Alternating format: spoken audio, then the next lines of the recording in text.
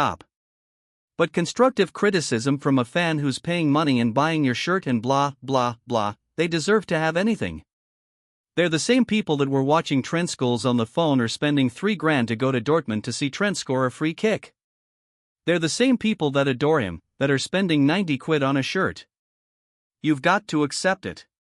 Get on with it. It is what it is. That is constructive opinions in football. You have to get on with it. You have to accept. Just get on with it. And he has. He has. I just think he took a big risk on. He's an extremely good footballer, a very talented footballer. One of the best passers I've ever seen, and I've played with some good passers. He's up there with them. He's in the conversation with Beckham and Scholes, no problem.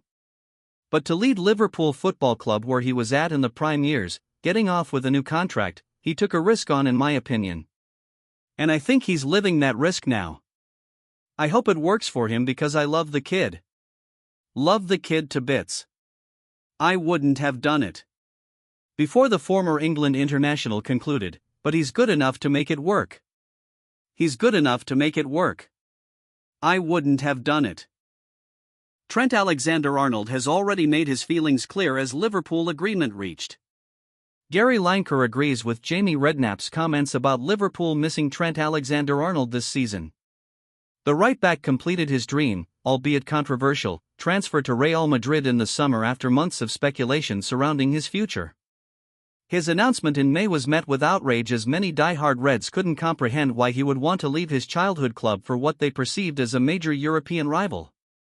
Adding fuel to the fire was the belief that Alexander-Arnold had deliberately let his contract run down, meaning Liverpool received no compensation for his transfer. The defender was met with boos when he was brought on against Arsenal at Anfield immediately after the announcement. After being publicly defended by Andy Robertson and former manager Jurgen Klopp, the reception was more mixed in his final game, which moved him to tears. Arne Slot hoped promising defender Connor Bradley and £29.5 million summer recruit Jeremy Frimpong would easily fill the void left by Alexander-Arnold, who, despite his world-class ability on the ball, had often been criticised for his inconsistent defending. But former Match of the Day presenter Lineker has voiced his concerns over Slot's side, stating they are missing the impact of 27-year-old in attack this season. Speaking on The Rest Is Football podcast following Liverpool's third consecutive defeat, a 2-1 loss to Chelsea, Lineker said, "In terms of creativity, as much as anything else, I think they're really missing Trent Alexander-Arnold. Before that, sometimes Trent would go forward and they would, perhaps, get exposed defensively. But what he gives you going the other way, it's impossible to replace. There is not another player I can think of in world football who plays that position, right back, in the way that he plays it offensively. I also think that Mo Salah is missing him, that connection that they had. Yes, sometimes they would get exposed in behind, but they would have someone try and cover that position. Last season it was mostly Dominic Szoboszlai, previous to that would be Jordan Henderson. You've got to say it was worth his weight in gold going forward, and I always used to say, stop worrying about him, Alexander-Arnold, making the odd tiny mistake defensively, because what he gives you the other way is incredible." His feelings echo former Reds midfielder Redknapp's thoughts last weekend as he said, "They've got problems at fullback. They're missing Trent Alexander-Arnold. They haven't played the same right back since the Burnley game. Bradley had a tough 45 minutes.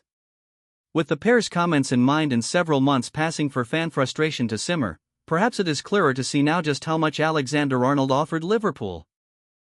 The defender himself had always been open about how difficult it would be for him to move on too, having said prior to his free transfer, "I'll always be a Liverpool fan." Alexander-Arnold told the official Liverpool website when explaining his decision to leave, "I've sacrificed everything, I've done everything I've ever needed to do to try to help the team win games. And no matter what, that will never change. I'll forever be a fan of the club, there'll be no change in that. I'll always be watching the games, I'll be supporting from a distance. But in terms of a player at the club, I think now is the right time for me to move on and challenge myself elsewhere." It spoke volumes of the player's love for the club, and his tough start to life in the Spanish capital may have made the homesickness that much worse. Alexander-Arnold did not hit the ground running for Real Madrid in his first few games, failing to score or assist. Even before his injury against Marseille last month, he was already facing criticism, with some sections of the Spanish media preferring club legend Dani Carvajal's more all-action and passionate approach to the same role. Alexander-Arnold may still not be fit to play when Los Blancos next face Getafe after the international break, as well as El Clasico afterwards, by which point he would have been out for 6 weeks in total. A tantalizing reunion with former club Liverpool in the Champions League on November 4 might be a more realistic target. How the Anfield crowd will respond remains to be seen, but the past few months may have given them enough time to reflect on his remarkable 2 decades with the club. Real Madrid star Rodrygo opens up on Liverpool transfer links. "I'm not going to lie about that." Real Madrid attacker Rodrygo insists he was always determined to remain at the Spanish Giants this summer despite rumored transfer interest from Liverpool and other clubs. The Brazil international, 24, was linked with the Reds following the departure of Luis Diaz to Bayern Munich, while he was also said to be interesting Arsenal and Manchester City. At one stage a move to the Premier League seemed a strong possibility, with Rodrygo struggling to get into Xabi Alonso's star-studded side, who usually line up with Rodrygo's Brazil teammate Vinicius Jr. on the left and Kylian Mbappe up front, with Jude Bellingham stationed behind them. After electing to remain at the Bernabeu, Rodrygo has appeared 8 times for Real this season, but 6 of those appearances have been from the bench, as the likes of Vinicius, Mbappe, and youngsters Franco Mastantuono and Gonzalo Garcia have been preferred in attack for Real, who visit Anfield in the Champions League next month. Despite his lack of action though, Rodrygo says he is happy he remained in the Spanish capital. Every summer, the same thing happens to me. Whether I'm going to leave or whether I have offers from this club or that, he told Spanish publication AS. Every week, I was in a team if I paid attention to what was published. Of course, there are always offers, I'm not going to lie about that. But I always made it clear to the club that I want to continue succeeding here, even more than I already have. It's a lot to have won 2 Champions Leagues at my age, but now I want more European Cups in this shirt. I've always said, as long as Real Madrid wants me, I'll be here. If one day Real Madrid says to me, Rodri, find a team, I'll say okay. But that hasn't happened. The club has always told me they count on me. And when I had a problem, they were there for me. People speculated because I kept quiet. But I knew what I was going to do this season with Real Madrid and that I'm going to be focused on giving my best. It hasn't bothered me. I was calm, and here I am, as always. This is my 7th season. Rodrygo went on to elaborate on conversations he's had with ex-Red star Alonso over his role in the side, saying, when the manager arrived he called me in to talk and said, I know you like playing on the left, but I'm going to need you in other positions too. I told him, okay, manager, I'm here to help the team. Everyone knows I prefer playing on the left and that I'm much better on that wing, but I'm always available to the team to play on the right or as a number 9, and I told him so.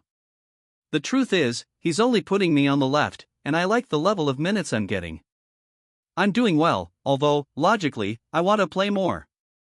I'm in a process of evolution, and I'm getting better and better, and I feel happy. I'm performing better and better.